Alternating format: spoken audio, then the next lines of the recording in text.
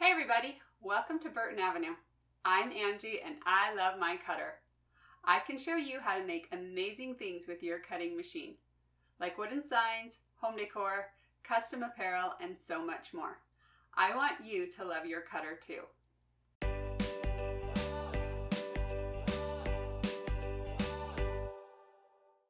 Welcome to day 13 of my 25 Days of Craftmas series. In this series, I'm showing you how to make 25 different Christmas projects using a cutting machine. And I'm sharing the SVG files I used to make these projects for free. So if you've missed any of the previous days, be sure to check them out. For today's project, we're making this cute wooden sign that looks like a letter to Santa. This sign is great and can be customized with your own address at the top. For this project, you're going to need a piece of wood, vinyl, transfer tape, paint, an ink pad, and of course a cutting machine. I'll be using my Cricut Explorer Air. So let's head over to the craft room and get started. The first thing we need to do is grab the SVG file we'll be using for this project. You can get it for free on my blog at burtonavenue.com. I keep all the SVG files for the projects I make in my free SVG library. These files will work with all kinds of cutting machines like Cricut and Silhouette and are free to everyone. Once you're on my site, just click on Free SVG Files and then Free SVG Library. You'll need a password to get into the library, and there are instructions on the screen if you need to get one. Once you're in the library, you can search for the file Letter to Santa. It will either be listed under the most recent projects and cut files or under the Christmas category 25 Days of Craftmas 2019 Day 13. So go ahead and click on that link and the file will be downloaded onto your computer. When you download files online, they usually come in a zipped folder and you'll need to extract them before you can upload them into your software. To do this, double-click on the zipped folder we just downloaded. A new window will open and somewhere on the screen will be the option to extract all. Click on that button and another window will pop open. This window will show the destination where your unzipped files are going to be saved. Remember that destination because you'll need to get to it later. Then click on Extract and the unzipped files will be saved onto your computer and are ready to use in Cricut Design Space.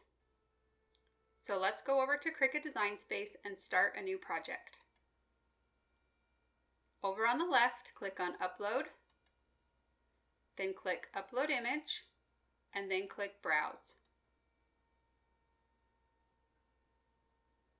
Now we're going to find the SVG file we unzipped earlier. Sometimes these SVG files show up as Chrome HTML documents, so if you don't see SVG file listed, be sure to look for that. Double-click on the file name, then click Save, then select the image one more time and click Insert Images. And now our design will appear on the Canvas screen. So the first thing we're going to do is add our own name and address to this portion of the design. But before we do that, we need to delete this. So we're going to right-click and choose Ungroup. And what that does is it separates all the colors. So the black is now a group, the red is a group, and the green is a group.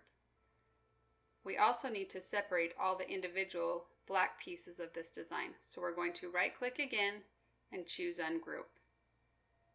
Now that separates the individual pieces. So we can select all of this area and delete. And now we can add our own custom address. So click on Text and then type in your name and address.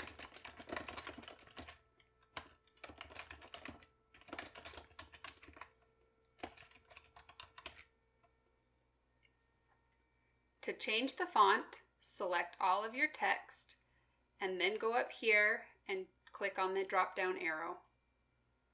You can select fonts on your computer and I'm going to search for Arial Narrow since that's a font that is on most people's computers. So I'm going to click that and my design will change to Arial Narrow.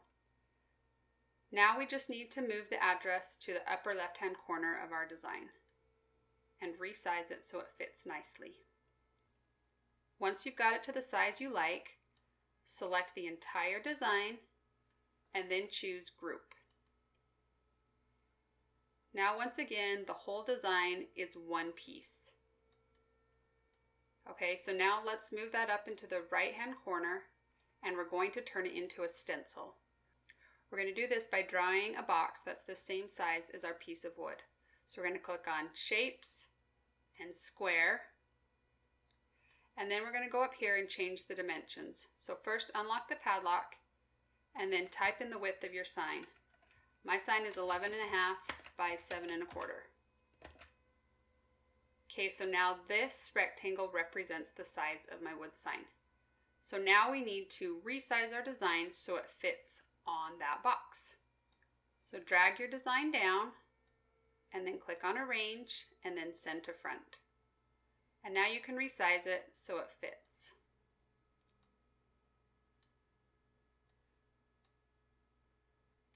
So normally when I create a stencil, I'll center it from right to left and top to bottom.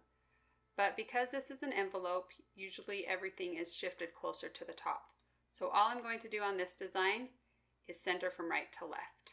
So select everything, click on Align, and then choose Center Horizontally. The last thing we need to do is right-click and choose Attach. Once everything turns gray, it's time to send the design to our Cricut to cut. So go up here and click on the green Make It button.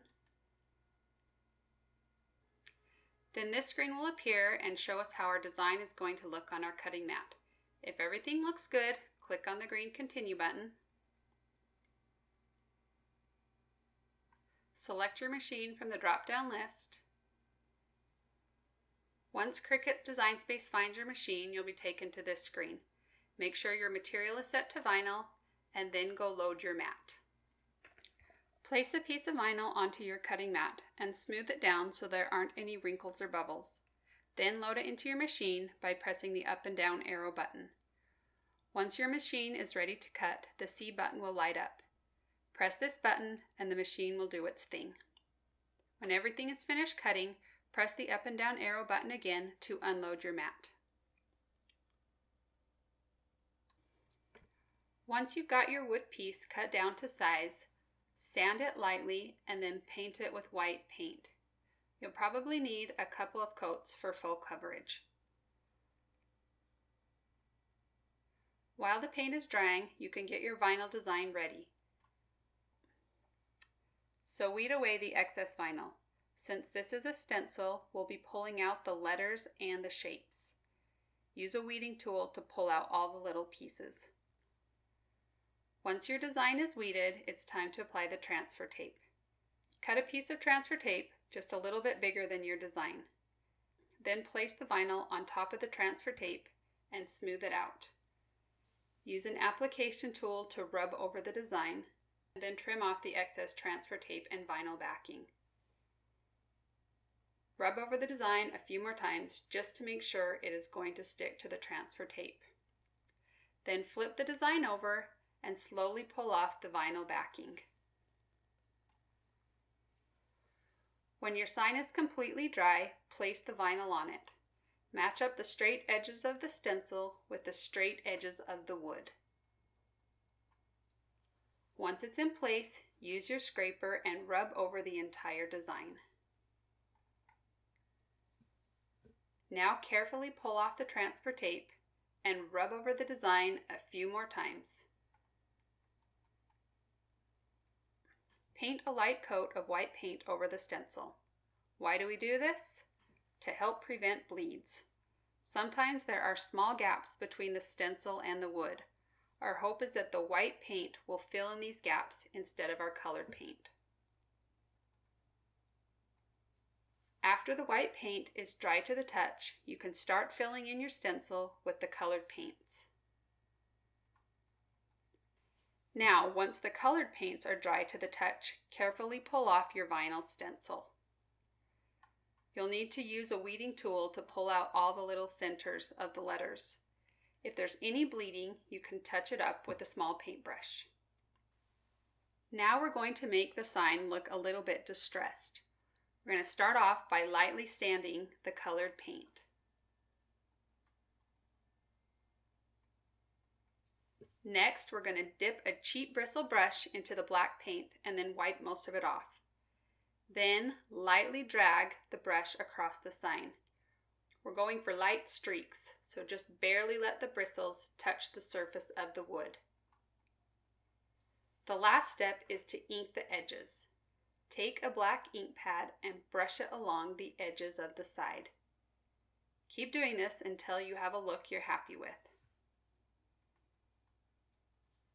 Then, to prevent the ink from smearing, lightly spray your sign with a protective finish. And that's it. Your sign is done. Isn't this a cute decoration? And so fun that you can add your name and address to the top corner. I hope you enjoyed it, and I hope you'll join me again tomorrow for another day of Craftmas. See ya!